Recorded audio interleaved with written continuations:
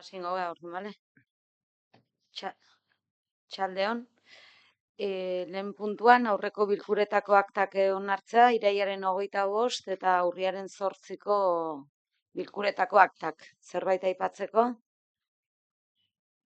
Bigarren puntuan, irailaren 22tik urriaren 24 bitarte sinatutako alkate dekretuen berri ematea. Zerbait aipatzeko? Vale. Urrengo 3 puntuak, pixkat kontu emateak dira, ogasunarekin lotutakoak, behintzat 3 eta 4 puntuak, Gorka, zuri pasako dizut hitza, oso elkar lotuta daude, batetik ordainketen bataz besteko epea, eta 3 hileko aurrekontuaren exekuzioa. Orduan behintzat eskatuko dizut, titular batzuk edo emateko behintzat udalbatzari. Gero beste kreditu aldaketaren berri nik emango eta. Ordainketan bataz besteko epea, bakizu irulero ekartzen dugun informazioa dela, batez ere administrazioen likidezia neurtzen duen herramienta bat da, eta krisi garaian sortutako bete behar bat da, bai. Orduan irulero ekartzen dugu, esandakoa likidezia arazorik ez dauka udalak, orduan fakturak eta dagozkion ordainketak egiteko epea, 30 egun horretatik bera doa, ematen digune egunak 1,89koa da, guztiz betetzen du udalak likidezia dauka eta ez dauka inongo arazorik ordaintzeko. Xetasunen inguruan pixka batzordean hitz egin gendun, ezakite behar dugun azalpen gehiago, edo pixka bat dokumentazioan ikusten dira fakturen xetasunak. Datu nagusi bezala, hiruhileko honetan ia 4 milioi euro ordaindu ditugula fakturatan, eta ordaindu gabe gelditu dianak 400.000 euro diala, bai. Baina, hoien artean, egon daitezke, oraindikan teknikariek onartu ez dituzten hainbat faktura, bai. Ez dauka misterio handirik, ez berritasun handirik, betiko bidean jarraitzen dugu. Aurrekontuaren ejekuzioari dagokionez, numero nagusietan gogoratu, aurrekontu 15.495.000 eurorekin onartu gendula hasieraz, eta gero egin ditugun kreditu aldaketekin 21.200.000 pikora joan gehala, hau irailean bukarako datu da, eta orain gai ordenean dago beste onditze bat, bai. Orduan, urte bukaeran, 22 milioiak mugan izango ditugula aurrekontuari dagokionez. Ejekuzio aldetik, zuzeneko zergak eta nahiko txukun doaz, bai, lehenengo kapituluko zuzeneko zergak ondo doaz, bigarren kapituluan izioa, bai, pixka bat aurrekusikatakoaren azpitikoaz, espero ez genduen zifra da, baina, beste gainontzeko zerga eta tasekin alderatuta, ez dio inolako estuasunik eragingo udalari. Esan bezala, hirugarren kapituluko tasa eta bestelako sarrerak bere bidean doazelako, oraindik falta dira hirugarren trimestreko hondakin eta urren kobraketak. Eta gero transferentzia horrentei dagokionez, jakina da, hilabete honetan ere, fondo forala igoko zaigula, joasuna jaso dituen, tributuan esperotako baino gehiago jaso delako, eta 120.000 euro inguru gehiago jasoko dugu transferentzi moduan. Ondare sarrerak ere goruntza joan dira, hau dira alokairuak, etxebizitza alokairuan dituen udalak, eta bestalde aurten pixkat berezia izan den kapituloa, 6. bai, gureak zapategi ere moan aprobetxamentuaren gatik kobratu berrekoa. Hemen fetxa honetan oraindik kobratu gabe agertzen zen, baina, ja kobratuta dago, pixkat berandu xeago aplikatu zen kobraketa, eta ja 800.000 euroiek jasoa daude, eta udalkontu korrontetan daude. Eta bestela azkenik, finantza pasiboetan oraindik ikutu gabe dagora, baina ledaren eberen mailegu hori azkenean eskatu egingo dala erabaki da, eta momentu zorre eskubiderik agertu ez balima da ere, izapide guztiak ja martxan daudela, eberi mailegu hori eskatzeko, eta udalaren argi gastuak finantzatzeko mailegu txiki hori eskatzea. Bai? Burutu egingo da urte bukaerarako. Gastuei dagokionez, langile gastuak betiko martxan, bigarren kapituloan ondare arrunten eta zerbitzuen gastuak ere ez dauka ezer berezirik aipatzekoa, betiko martxan doa, 156ko ejekuzioa, irailaren bukaeran. Finantza gastuei dagokionez, hemen konputatu ingen itun, hemen gehiegi, ustez, ruraleko mailegua erabili egingo zanaren esperoan, bai, inbertsioa, bai, kulturuneko inbertsioa finantzatzeko, baina hori pixkat atzeratzen ari danez, bertako gastuak, mailegu horren gastuak ez dira egingo, ez dira gertatuko, eta orduan hor urte bukaeran soberakin nabarmen geldituko da, bai. 1.000-tikan, 15-erakoa gutxi gora bera urtea bukatzeko. Transferentzia arruntei dagokionez ere ejekutatzen dijoa, 156an ohiko mailan, kreditu globalan ja 14.000 euro bakarrik gelditzen dira, 1.000 aurreikusitakotik, hau da, erabiltzen jongea kreditu aldaketak egiteko, horien artean gaur ere gai ordenean dagoen 5. kreditu aldaketa, eta inbertsioetan, hori, 2 milioiekin hasi ginen urtea, nahiko kopuru polita, eta gero handitu egin dugu kreditu aldaketekin 7 milioiera arteko inbertsioak dauzka ejekutatzeko udalak.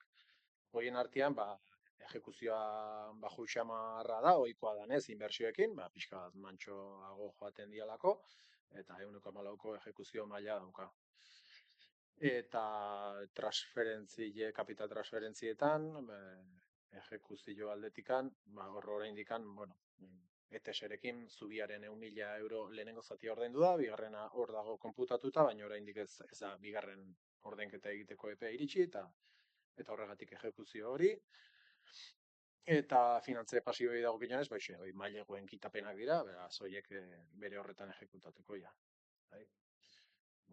Horiek dira azalpen nagusienak.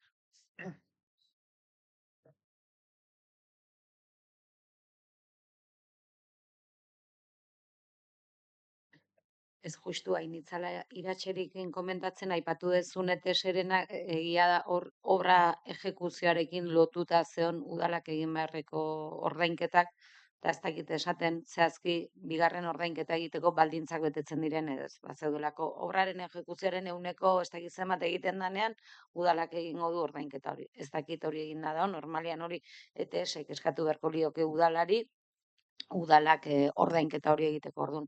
Behiratuko dugu, porque egia da obra ondo doa, eta aurre ikusi eta bezala doa, beraz, agian ja ematen dira baldintzak, baina ez diote udalari eskatu dirua ordaintzeko, baina begiratuko dugu, okerrez bana hoia da, azkenengoa da. Ez, urrengo urteko aurrekontutan ere bendikan sartzen ditugu 1.000 euro. Bai, hori da obraren amaierarekin sartu behar ditugu.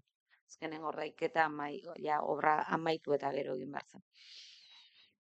Ez dakit zerbait komentatzeko honekin. Vale, orduan 4. puntura pasako, ez, 5. puntura pasako gea, baita ere kreditu aldaketa bat.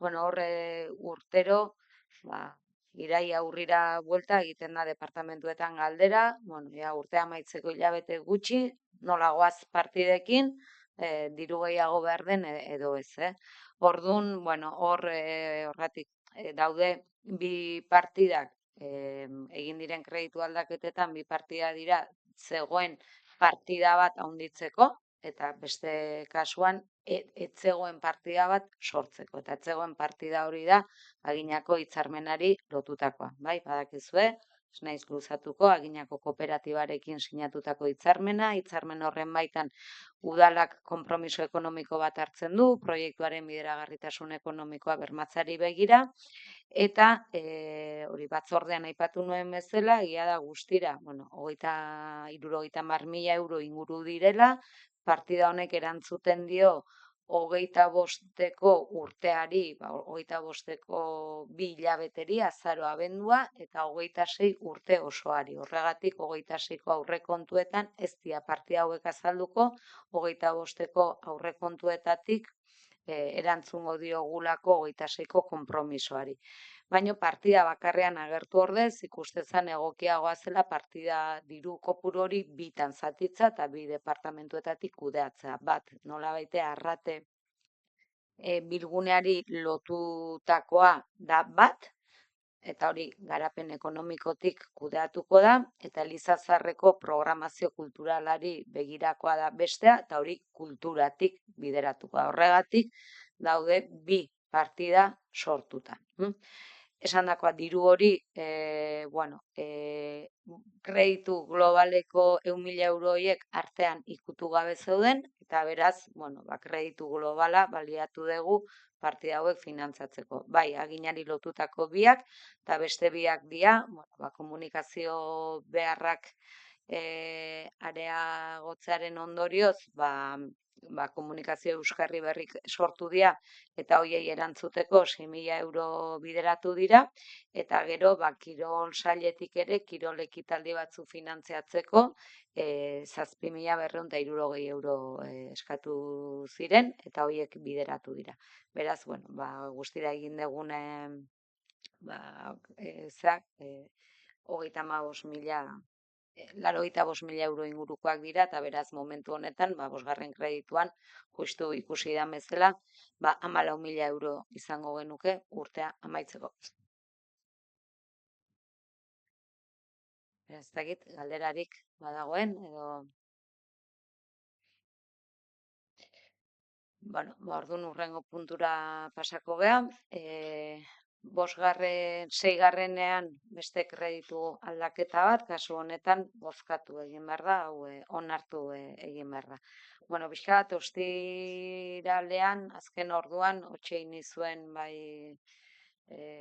Xabiri eta Petriri, kontua da, egun horietan jaso genuelako kiroldegiko suteak eragindako kalteen lehen balorazio edo hurbilpen bat, eta ikuste genuen gauzak azkartzari begira eta ostegunean plenoa genuenez gai hau plenora ekartza. Orduan gaia diktaminatu gabe dator, eta beraz aurrena egin behar duguna bozkatu, gai ordenean sartu edo ez, eta gero emango ditut azalpenak. Beraz, gaia tratatzaren alde. Hau batez onartzen da, kaltzeo 6 kreditu gehigarriaren onarpena gai ordenean sartzea.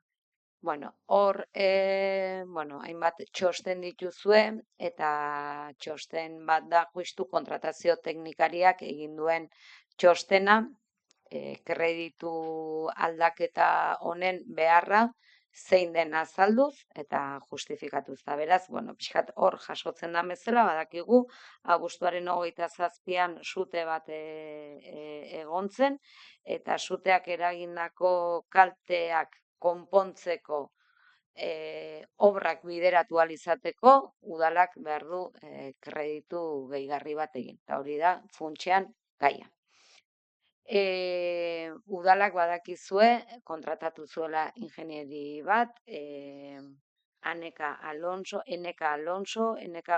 da justu bere garaian obra egin zanean, kiroldegiko instalazioen proiektua egin zuen ingenieria, eta beraz ikuste genuen egokia, harri deitzea, orain, justu norbaitek ezagutza baldin badu bera zelako, eta beraz berari deitu zitzaion proiektu hau egiteko. Esan behar dugu, hasieratik izan dudula jarrera ona, sutea gertatu eta hurrengo egunean bertan, kiroldegian zeolako ikusten perituarekin batera, suteak eragindako kalteak zeintzuk izan diren.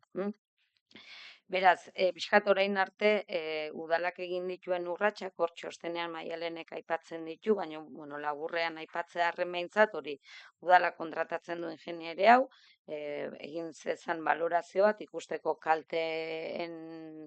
sutearen kalteak, zeintzu diren, eta zemanteko dimentsio hartzen dute, batez ere, dimentsio ekonomikoa. Txosten hori esan bezala, lehengo astean iritsi zen, eta behin betiko txostena jaso genuen astelehenean. Eta diot behin betiko, zeti Maialenen aipatzen duen zifra, eta gerora aipatzen den zifraren artean, ikusten ez zutelako dagola ezberdintasun bat. Maialenek dio, 517.000 euro behar ditugula, eta kreditu aldaketan datorren dirua, 651.000 euro daude, beraz. Bueno, hau zian, lehengo asteko egunetan, baino ja, behin guztiaren errepasoa eginda, pues ha ascendido a 640, vale? Beraz egia da, Maialenen txostenean, badagoela errata hori, Maialenek txostena aurrez bidaltzen dulako, behin betiko txostena eduki arte. Beraz, bueno, hor finean txostenean, esaten dina da, badakizue sutea piztutzen da bera, vertikalki dauden instalazio guztiak erabat daude kaltetuta, era guztietako instalazioak, eta beraz, bai modu vertikalean kaltetu direnak, eta beko plantan, igerilekoa dagoen plantan ere, zapaiaren gainkaldean dauden instalazioak kaltetuta daude, zapaia bera kaltetuta dago, lehioak ere kaltetuta daude, altzari, esan nahi, hainbat altzari ere bai, sauna, bueno, guzti horren balorazioa esan bezala, txostenean jasotzen da dela 651.000 euro. Orain arte, aseguruarekin noski hartu emanetan izan gea, udalak segituan eman zuen aseguruari parte, baino, bueno, guk ikusten genuen seguruaren aldetik ez datorrela oraindik erantzun bat, bale? Eta ikusita pixkat presa daukagula nolabaite kiroldegiak eskaintzen duen zerbitzu, ez esango garrantzitsuna, baina igual baizteki piztina da garrantzitsuna, baina segurazki zerbitzu garrantzitsuenetariko bat igerilekoa da, eta beraz zerbitzu hori berrabiatzeko presa daukagula ulertuz, egiten dugun proposamena da, udalak berak abiatzea beraz, bere kabuz obra hau, udalak berak aurreztuta, baina remanenteti duen dirua baliatzea obra honen kostuari ekiteko, jakin gabe, asegurutik zer jasoko dugun.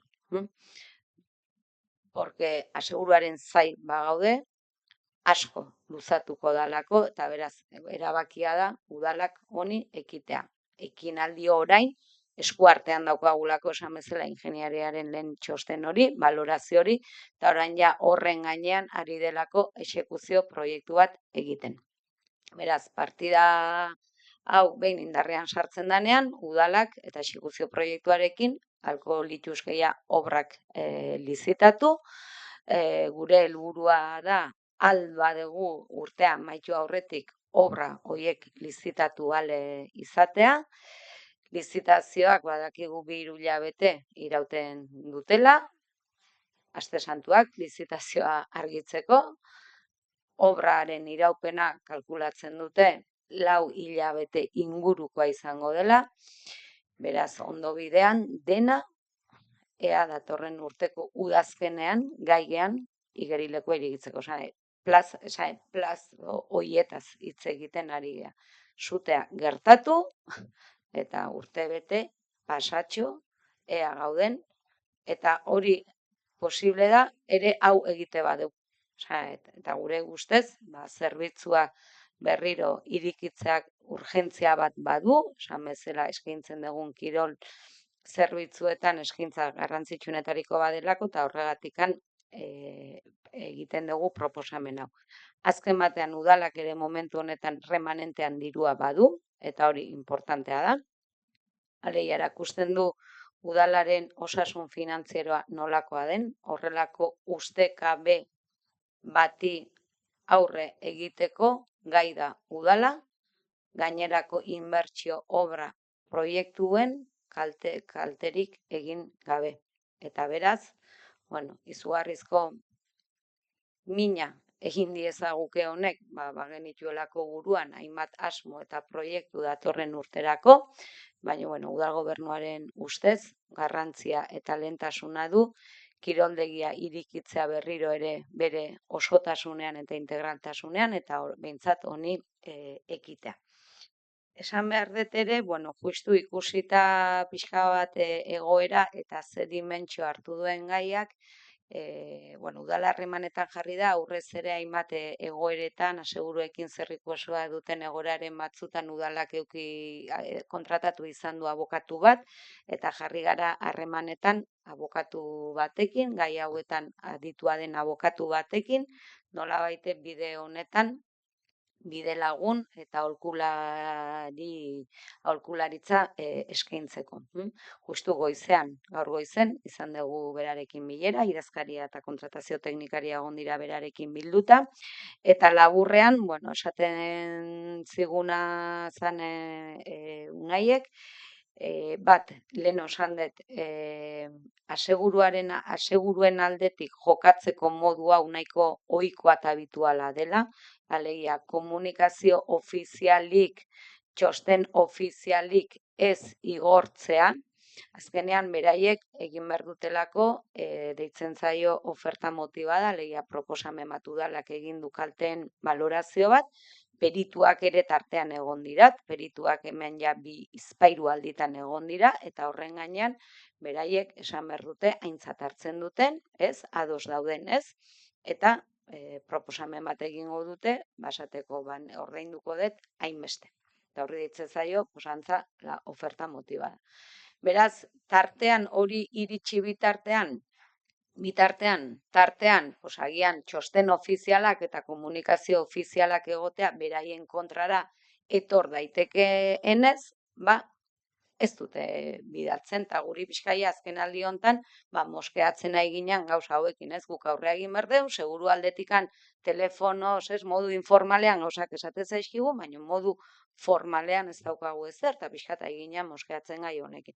Bueno, gaur berretsi zaigu, bueno, oso, ez, leire, oso ohikoak direla jarduteko modu hauek. Antza, segurua dago behartua, partea eman eta gehienez ere 3 hilabetera egin behar du proposamen hau. Beraz, abuztuaren amaieran izan zen sutea, beraz, azaroaren amaierarako jaso beharko genuke aseguruaren proposamena edo zein dan. Hala egingo ez balu, behartutako men daude, berandutze horregatik kalte ordainak ordaintzeko udalari. Eta beraz, eta ikusita ze kopuruetaz hizketan ari garen, bueno, abokatu honek esate zigun, espero dula, azaroaren amaierarako izatea. Beraz, bueno, azaroaren amaieran jakingo genuke, bueno, seguruak hemendik zenbat ordainduko dun edo kubrituko dun.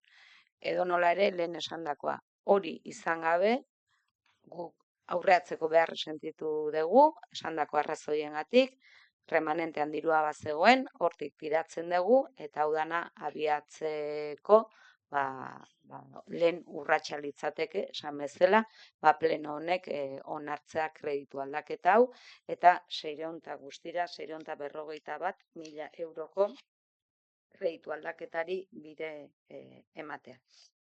Horke lehen esan dagoa, bizkat hemendik aurrerako urratsak, horiek izango liratezke. Ja bukatu exekuzio proiektua, obrak lizitatu, obrak eta gero, gerokoak.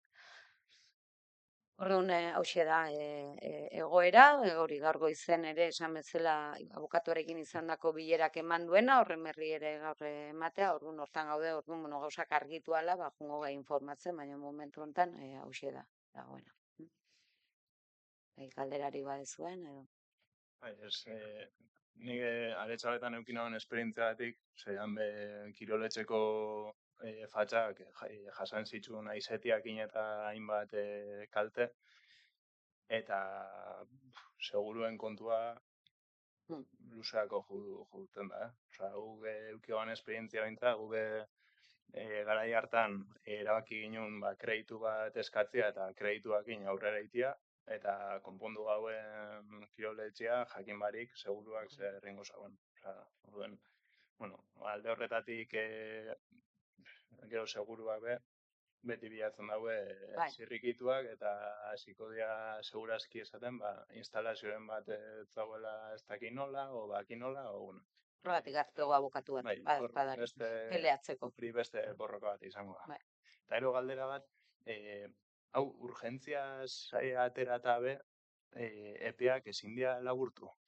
Ba, gai hori ere aztertzen aritu dira teknikarik epeak laburtzari begira, baino da urgentzia eta emergentziaren Ja, oinarrizko zerbitzua da igerilekoa, ba berez ez. Osea, ez, seguraski ambulategia igual bai, ez? Edo eskola bat. Orduan pixkat hor, badaki teknikoki aritu direla aztertzen, ea hori, bueno, ote zegoen heldu lekurik, ikuspegi horretatik, prozedura horiek murrizteko nik jasotzen nuena, eta bestela baiek itzingo dute, hori ez, emergentzia, urgentzia zerk, bueno, seguraski kiroldegi bat edo piztina kasu honetan ez, kiroldegia partzialki daukagulako itxita ez osoki, bueno, emergentzia hori justifikatzeko elementu nahikorik ez zegoela ikusita zein da nolabait zerbitzuaren izaera. Zala oinarrizko eskubide bat, ez? Leire, pixkat, bueno, ez da hitzu artean ja hementzen den, edo ez, baino... Alare, prozeduria, osea, orain da un expedientie martxan, osea, ez da itxita eta zer, orduan, bueno, guk gure esku da ingo deu, aldan tramitazioa aldan azkarren naiteko. Bilako jau enkaje juridikua aldan azkarren naiteko. Orduan, azkenean da 649, esan duzu. Bai. Azte txosten, osea, txostenan, hemen pintzen da... Bai. Claro, hemen zifra bat, pero... Fiskaldi osoa dirudi, baina kontua da, bai, bere momentuan, ez dakik gogoratuko zaten, baina kreditu aldaketa bat egin zan, 185.000 eurokoa iniziala presasko horrekin finantzatuta polizarekin, bai?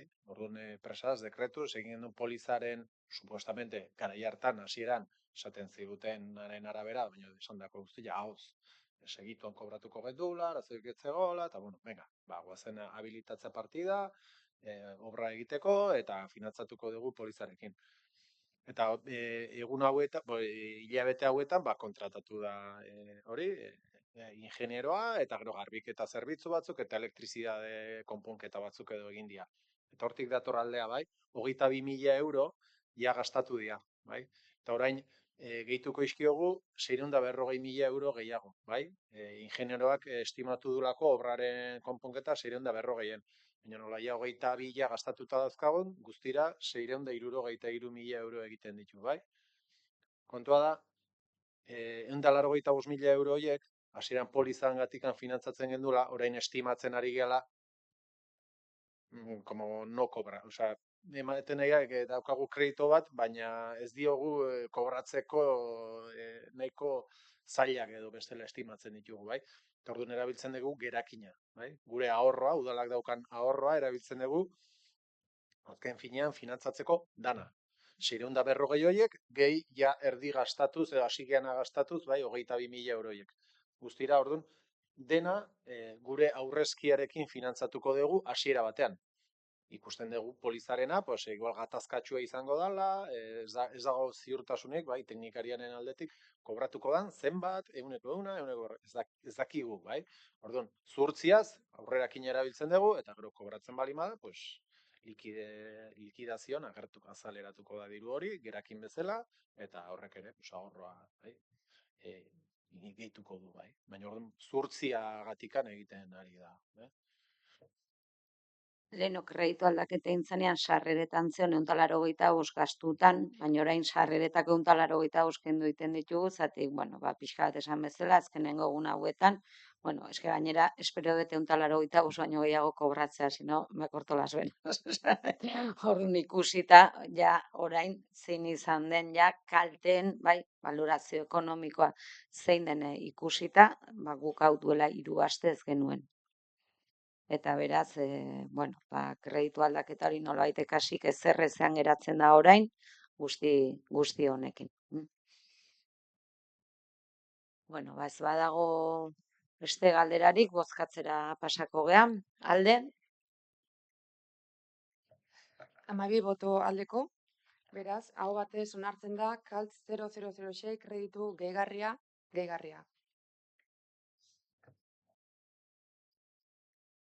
Vale, urrengo, deialdia juntzait. Puntuan, taxi tarifan berri Ainhoari emango diote hitza. Bueno, hau batzordetik diktaminatuta dator, beraz, orokorrean aipamen batzuk egingo ditut. Urtero plenora ekartzen den gaietako bat da, taxi zerbitzua, zerbitzu publiko bat da heinean, herri barruko eta hiri arteko tarifak urtero onartzea plenoari dagokio, eta, aipatu azken 2 urtetako dinamikan, lehen burutzaldea bezala, etortzezala proposamen bat, eta guain, Donostialdeko erregimen bereziko eremuan barruan gaudenez, Donostialdeari, Oarsoaldeari eta Buruntzaldeako herriei dagokigula denek prezio berak adostea eta onartzea.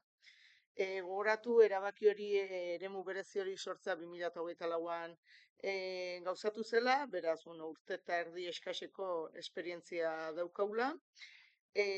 Horretarako tarifak igotzeko lehenik taxi sektorea beak eskaera aurkeztu behar du, eta batzordean landu genuen bezala aurkeztu zuten, baina beraiek 4% igoera bat eskatzen zuten, eta eremuko teknikariek egindako txosten mardul batean ondo xehetua 2,4% igoera proposatu zen. Batzorde erregimen berezionetako batzorde bat inzan sektorea eta udal guztiak geundena, urriaren 14ean, eta bertan adostu zen 2,4% igoera hori aplikatzea. Beraz, igoera hori aplikatzeko Donostiko idazkaria dela momentu honetan erregimen honetako ardurak damazkinak txostena iritsita udalera, baina txosten guztiak eskuetan batzordera eraman genuen igoera horren proposamena diktaminatzeko. Eta berez, hoixe dio, iazko prezioetatik 2,4% igoera bat aplikatza. Orduan, diktamenean dagoena da 2,4% hori igota, tarifa bakoitza ze preziotan geratuko litzateken. Hoxe da gutxi gora bera, dakarkiguna. Ez dakit zerbait galdetzeko edo daukezuen? Ez. Orduan bozkatzea pasako ginak irizpenak 3 puntu ditu, batetik esanetan bezala Usurgo herri barruko eta herri arteko eremu horren barruan garraiorako 2026erako proposatzen diren autotaxi tarifak onartzea, bata 2005 tarifak, bigarrenik, eta hau da garrantzitsua, eta horregatik egiten dugu pleno honetan, Eusko Jaurlaritzako Turismo, Merkataritza eta Kontsumo Saileko arduradunari onespenaren erabakia bidaltzea behin betiko onespena eman dezan. Izan ere hauek ez dira indarrean sartzen Eusko Jaurlaritzako sail horrek berretsi bitartean. Eta indarrean sartzen nahi baldin badugu urtarrilean, azaroko beraien bilera edo bilerara iritsi behar du. Eta 3. erabaki honen ziurtagiria herriko taxi titularrei noski biditugula, Axerru Bide eta Angel Biurrun, eta Getaxi Gipuzkoako taxilari elkarteari eta Agitas baita ere Gipuzkoako taxilari elkarteari eta Gipuzkoako Foru Aldundiaren garraio departamentuari bidaltzea.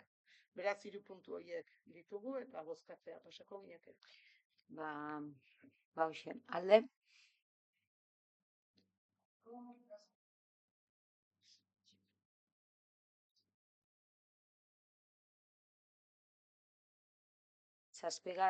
Zortzigarren puntuan, etxeko laguntza zerbitzua finantzatzeko Usuriko udala eta Gipuzkoako Foru Aldundiaren arteko hitzarmena luzatzea.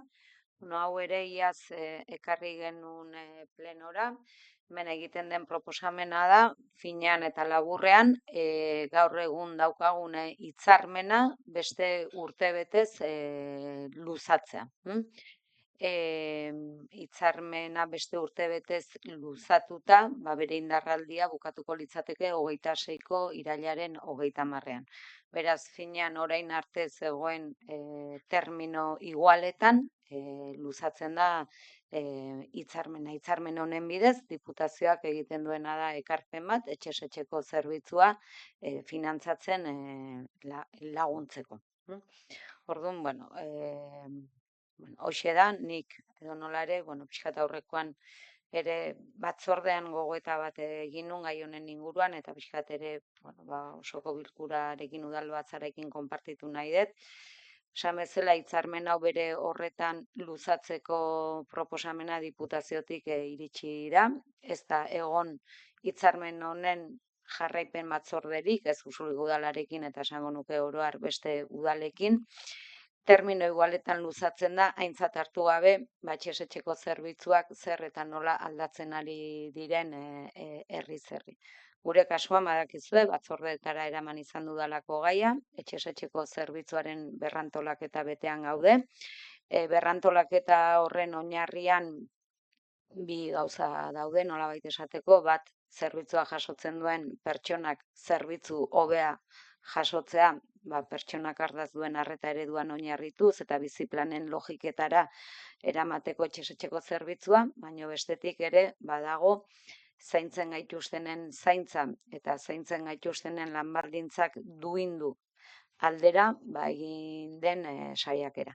Horrek ekarri duena da, lizitazio prezioa izugarri handitzea, garbi askenean lehentasun kontuak dira, Usurbilgo udalean zaintza badakizue lehentasunetan daukagula, datorren urteko aurrekontuetan asteartean daukagu batzordea eta ikusiko da, zerbitzu horrek hartuko duen pisua, izan duen igoera datorren urteko aurrekontuetan.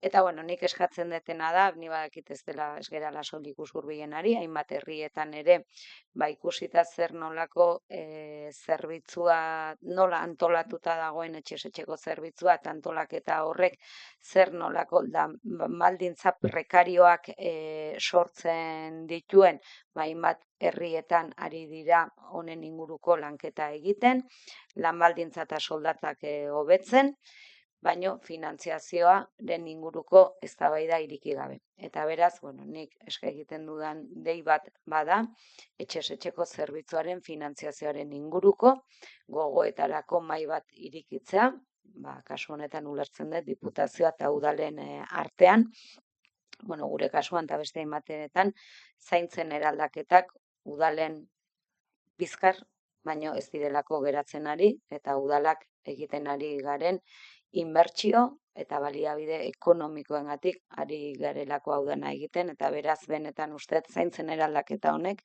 ereduen eraldaketak eskatzen duela finantziazioaren inguruko gogoeta bat egitea, benetan tokiko zaintza ekosistemak izango badira zaintzak eraldatzeko gune, modua eta gobernantza ereduak. Batzordean esan nuen bezala ez dut kontra bozkatuko bestela, diru haunik gabe geratuko behalako, biztan da, baino hori esan da, ere, pixkat ere eskaera hori, eta gogoeta hori ere plazaratu nahi nuen badela garaia, etxezetxeko zerbitzuaren inguruan gogoeta zabaltzea, eta batez ere finantziazioaren inguruan.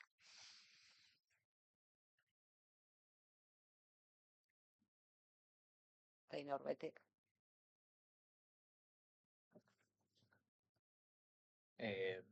Beste gabe, zaintzaren beharrak aldatzen ari direla eta etxezetxe ematen den eta eman beharrako zerbitzuaren ezaugarriak geroz eta konplexuagoak direla gu ere erabat ados gaude, zuk esan duzun moduan. Langileen baldintzak hobetzeko, duinagoak izateko eta funtzionarioen baldintzai ekiparatzeko esfortzu bat egin behar dela ere ados gaude, ez gara horren kontra egongo, baina noski zerbitzua hobetu egin behar da. Gogorarazi behar duguna ere da, etxezetxeko laguntzaren kompetentzia udalarena dela, ez dela Foru Aldundiaren kompetentzia. Foru Aldundiak ez dauka zertan zerbitzu hau finantziatu behar, eta helburuak ezin du inoiz izan Foru Aldundiak udalarena den kompetentzia bat bere gain hartzea. Usurbil zaintzaren herria dela askotan entzuten da, eta gizartearen eraldaketaren inguruan eta zaintzaren eraldaketaren inguruan egindako diagnostikoarekin bat egiten dugu guztiz, baina ere uste dugu ezin dugula beti eraldaketa hau planteatu eta erronda beti beste batek ordaindu dezala. foru aldundiak kolaborazio eta elkarlan politika bezala, udalak diruz laguntzen ditu, ez bakarrik Usurbilgo udala, beste udal guztiak ere, udalarena den zerbitzu bat laguntzeko. Eta foru aldundiaren aurrekontu osoaren 40% gizarte politiketara bideratzen dela ezaigu ahaztu behar, eta 2025arekin alderatuta, 2026an gizarte politiketara bideratuko den diru hau 12% igoera planteatu da gaur bertan aurkeztu diren aurrekontuetan. Beraz, nik uste dut foru aldundiaren konpromesua kasu honetan bai ekonomikoki eta eredu moduan zalantzan jartzea, ezin dugula zalantzan jarri. Uste dugu ere, Usurbilgo udala bere kontuak eta bere lehentasunak finkatzeko adinez nagusia dela, baita ere fofina kobratzen duenean adinez nagusia dela, eta orain zuk esan duzuen moduan, aurrekontuak aurkezten dituenean ere, modu berezian gu behintzat tentuz ibiliko gara, ze islada izango duen igoera honek. Zaintzarekiko sentsibilitate horrek udala aurrekontuetan zenbaki eta konpromesuak beharko ditu izan, hori argi dago eta guztiz ados gaude, eta adi jarraituko du zenbatekoa den egoera hori esan dudan moduan. Elkarbanatu diren zalantzak guztiz ados gaude gure aldetik, eta udalak aurrekontuetan apustu garbia egin beharko du hurrengo urteko aurrekontuetan, eta gainera gure laguntza guztia eta gure apoio guztia izango duzue kasu horretan, uste dugulako horrela izan behar dela.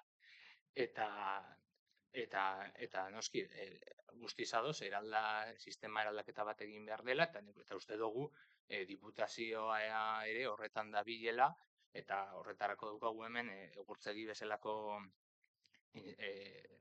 egoitza, argi uzten duena diputazioak hartu duen bidea azkenengo urteetan eraldaketa bat ematera bidean. Eta uste dugu bakoitzak bere eskumenen barruan jardun behar duela, eta noski diputaziotik laguntza hori jaso egin behar dela, baina udalak ere bere aurrekontuetan igoera hori edo islatu beharko du diputazioak egiten duen bezala. Besterik gabe.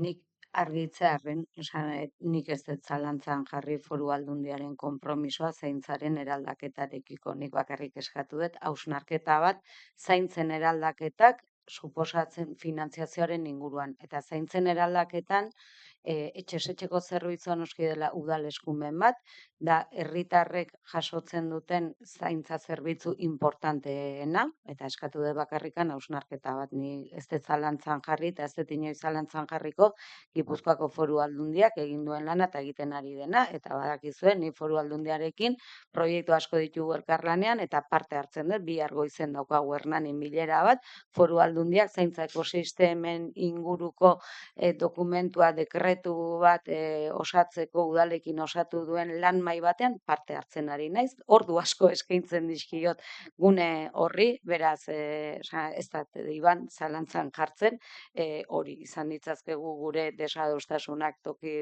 gauza batzuetan, eta nik esan dizuet egin dudan gogoeta hau ere gune horretara ere eraman dut, porque uste dut zaintzaren eraldaketaz ari ganean ez da proiektu hau edo beste, uste dut integraltasunean heldu behar zaiola, eta integraltasunean heldu behar zaion honetan ere, momentu baten hitz egin behar da ere finantziazioaz. Eraldaketa hori jasangarria den edo ez.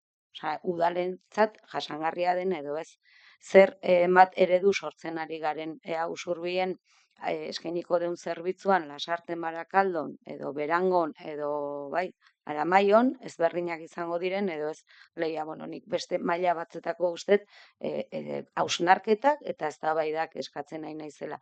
Ez kritikatik, baizik eta justu kritika eraikitzaile batetik egin behar dela gune hori eta iritsi behar du momentua ere finantziazioaz iristeko. Ez dakit foru funtsa izan behar duen, izan behar duten hitzarmenak udala eta zean diputazioan arten eta jaurlaritzanen arten, ez dakit nola izan behar duen, baina uste dut horren inguruko, alegia, zaintzen eraldaketa bat soilik, eta hori nik diputazioari esan diot, eta ados daude, diru laguntza deialdien bidez soilik ezin da egin.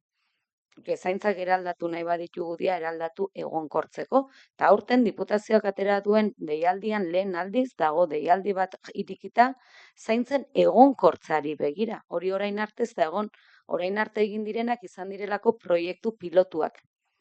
Baina guia ez gaude proiektu pilototan, gaude zaintzare eraldaketaren instalazioan, eta gaude orain nahi dugu gure helburua da egonkortzea. Eta beraz, egonkortuko bada, ezin dugu soilik diru laguntzen menpe egon. Eta ez da izen materia aurkeztuko dian egonkortzen, baina gu lehen lerro horretan aurkeztu dugu proiektua hor gaudelako. Eta hori bakarrikan argitu nahi nun sartu hau kritika bat, gehiago esaten nahi naiz, gogoeta bat egin behar dela, eta uste dut ere, porque zaintzen eraldaketak balimada jendea ahalik eta denbora gehienetan bere etxean bizitzen jarraitzea, eta etxeetara begirako zerbitzuak nagusiki indartu behar baldin badia biziplanen logikan, hor etxez etxeko zerbitzuak dauka pisu handi bat, eta hor indarra jarri beharko ditugu. Bueno, hori argitu nahi, besterik ez.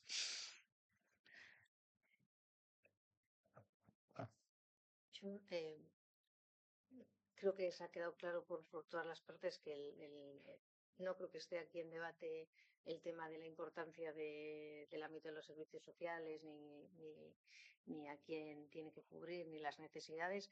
Yo creo que el debate, estoy completamente de acuerdo en lo que ha dicho Iván, pero también en cómo has planteado tú que hay que abrir un debate. Sí que bien es cierto que no tengo tan claro en qué se tiene que abrir el debate. Me refiero a que yo por cuestiones de cuando me ha tocado a mí por temas, cuando estuve en juntas, por temas también estuve en servicios sociales, sí que se hicieron también, no recuerdo el título, pero sí que se hizo un intento de firmar como un no sé si era convenio, entre todos los partidos políticos para como una hoja de ruta de cómo se iba a llevar a cabo pues todo lo que se venía a futuro en el tema de servicios sociales, con esto del envejecimiento de la población y demás, y desgraciadamente no se llevó a cabo el acuerdo total, porque ahí es donde se veía igual donde se difiere, me refiero, y ahí es donde podemos entrar al debate, donde se difiere el modelo de cómo hacer frente a todo lo que se viene, y creo que es más a lo que te refieres tú, porque yo creo que, como ha dicho Iván, está claro que el tema de servicios sociales es una cosa prioritaria, porque creo que a futuro es una de las cosas que más se nos va a venir el tema de presupuestos, y sí que abrir el debate, pero me parece complicado. Me refiero a lo que yo he podido, porque ya creo que se han hecho muchos intentos por parte de Diputación con los ayuntamientos, incluso entre los grupos políticos, y ahí se ha visto que hay bastantes, a mi parecer, bastantes frentes abiertos. Entonces, igual lo veo por ahí complejo por esa parte. Pero creo que a nivel de todos los partidos políticos la prioridad del tema de los servicios sociales está clara.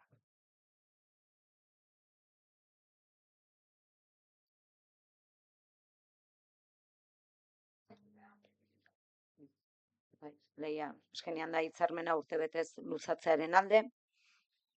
12 boto aldeko.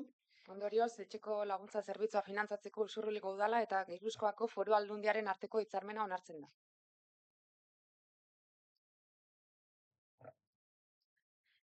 Bederatzigarren puntuan, azaroaren 25-ko adierazpena, emakumeen aurkako indarkeria desagerrarazteko nazioarteko egunaren harira.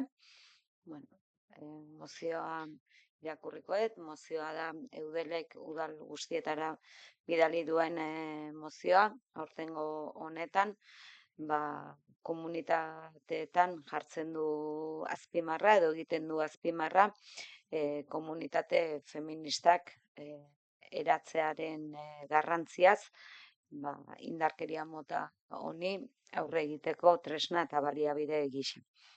Indarkeria matxista zabatzeko nazioarteko eguna dela eta gogora ekarri nahi dugu indarkeria matxistak beldurrezko eta lotxa asko ingurunea sortzen duela. indarkeria jasaten dutenak bakartzeko eta isilarazteko joera du, eta biktima gileen zigorgabetasun sentsazioa areagotzen du. Izan ere, sarerik ez izateagatik eta komunitatean sustraituta ez egoteagatik, egoera horiek areagotu egiten dira, isolatuago egon daitezkeen emakumeen artean. Besteak beste, adineko emakumeak, landa ingurune sakabanatuetan daudenak, desgaitasuna duten emakumeak, emakume atzerritarrak eta bestelako baldintza bereizleak dituztenak. Komunitateak beste pertsona batzuekin konektatzen gaitu eta babes loturak garatzea eta narratiba komunak sortzea ahalbidetzen du. Horregatik, komunitateak emakumeen aurkako indarkeria matxista prebenitzen lagun dezake eta berdintasunean oinarritutako harreman inguruneak sortu, diskriminazioaren eta indarkeriaren adierazpenek tokirik izan gabe. Auzokide lagun edo kuadrien arteko harreman estuak goiz ohartaraz dezake indarkeria egoera gertatzen ari dela. Komunitate feministak hurbiltasunetik eta sororitatetik indarkeria jasaten ari diren emakumeak gorputzez babes ditzake, baita enpatia adierazi eta gertuko bide laguntza ere eskaini. Laber, jasandako indarkeria matxistari aurre egiten eta onera etortzen lagun dezake, eta egoera horietan bere erritmoak eta erabakiak errespetatu ditzake. Tokiko komunitateak biktimen erreparazioa babes dezake, horretarako eragindako kaltea aitortu eta indarkeria matxista salatu dezake, eta publikoki biktimarekiko eta haren inguruekiko elkartasuna eta gaitzespena adierazi. Udalok erantzunkizun zuzena dugu. Komunitateak sustatzeko non auzotarrak taldeak eta kuadriak indarkeria matxistaren aurrean erne egongo diren eta indarkeria matxista pairatzen dutenak hartu, integratu eta babestuko duen bizitza komunitarioa bultzatzeko. Era berean, emakumeen aurkako indarkeria matxistaren biktimentzako komunitate erreparatzaileak sustatzeko erantzukizuna dugu. Horregatik, Usuriko udalak honako jarduera hauek garatzeko konpromiso hartu du. Hurbiltasun sare lokalak indartzea. Topaguneak, komunitate jarduerak eta tokiko elkarteen bizitasuna zaindu, pertsona guztiak eta bereziki emakume eta neskari zaurgarrienak konektatzeko. Kanpotik iristen diren pertsonentzako harrera eta integrazio programa garatzea, tokiko komunitatearekin lotzea ahalbidetzeko, bereziki emakume eta neskengan arreta jarriz. Hezkuntza, osasun, kultura eta aisialdi inguruneetan laguntza sareak sustatzea, zerbitzu publikoak taldeekin, elkarteekin eta berdintasunaren eta indarkeria matxistaren aurkako borrokaren esparruan elkarri laguntzeko ekimenekin konektatzeko. Sentsibilizazio eta kontzientziazio kanpaina garatzea, emakumeen aurkako indarkeria matxista hutsaltzen edo legitimatzen duten diskurtsoak eta jarrerak desaktibatzeko, bereziki konplizitate matxisten inguruetan. Indarkeria matxistako kasuen aurrean herritarren mobilizazioa sustatzea, indarkeria gaitzesteko eta biktimekiko elkartasuna adierazteko. Kanpaina eta kuadreiekin aliantzak garatzea, sexuen arteko harreman osasungarri eta bidezko kodeak sortzeko, dibertsitate osoan, kode matxistak eta misoginoak hausteko. Tokiko emakumeen mugimendua eta mugimendu feministari laguntzea eta haiekin koordinatzea indarkeria matxistaren biktima diren emakumeak haien borrokan babesa emateko jarduerak garatzeko. Hauxe mozioa, zerbait aipatu nahi dezuen. Zuzenean bozketara pasako gea, mozioaren alde. 12 boto aldeko. Beraz, hau batez onartzen da azaroak 25ko adierazpena emakumeen aurkako indarkeria desagertarazteko nazioarteko eguna. Eta 10. puntuan galdera eta eskaerak. Galdera bat. Lehengo kontu baten arira, kiroldegian, oin piztina ez da hongo kasi urtebete inguruan, eta horre komentatu zinuten beste baten eskintzezala beste aktibitate batzuk eta piztinan ordez kiroldegiko erabiltzaientzat. Hor pentsatu da ea aktibitate horreitara joan ez nahi dauen pertsonentzat bonifikaziorik edo lako zerbait edo kuota itzulerarik edo lako zerbait plantatu da, agian gurasoren batzuk ez dauen nahi beste aktivitate batzutan apuntatu, eta nahi dagoena da, diru hori berreskuratu, ez badaue zerbitzuri jasan behar. Bueno, esan nahi,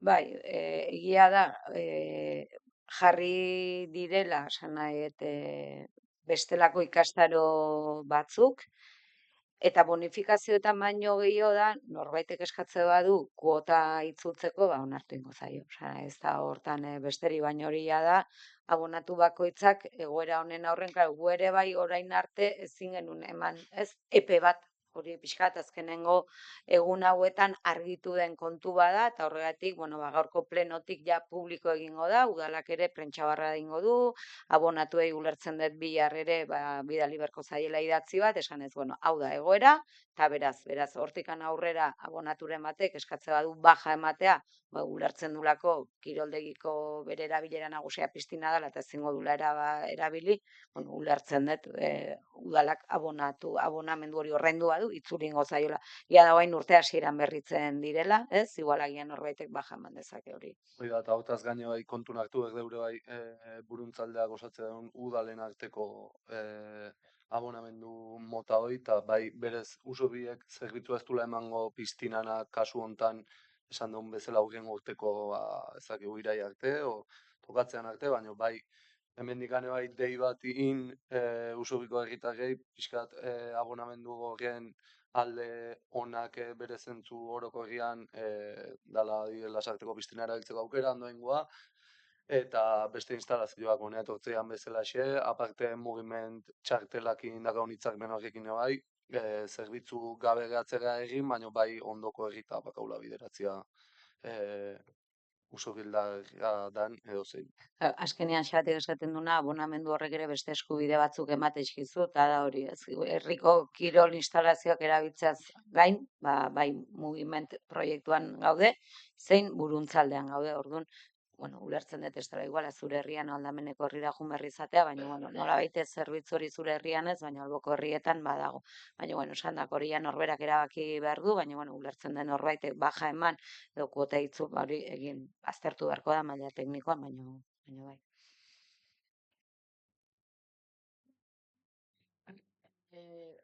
Piztinako obrak egintzean garaian egintzen olako zerbait, baita ere denboraldi luze batean egon zen itxita, eta olako laguntzak edo kuota itzultzeak edo egintzean.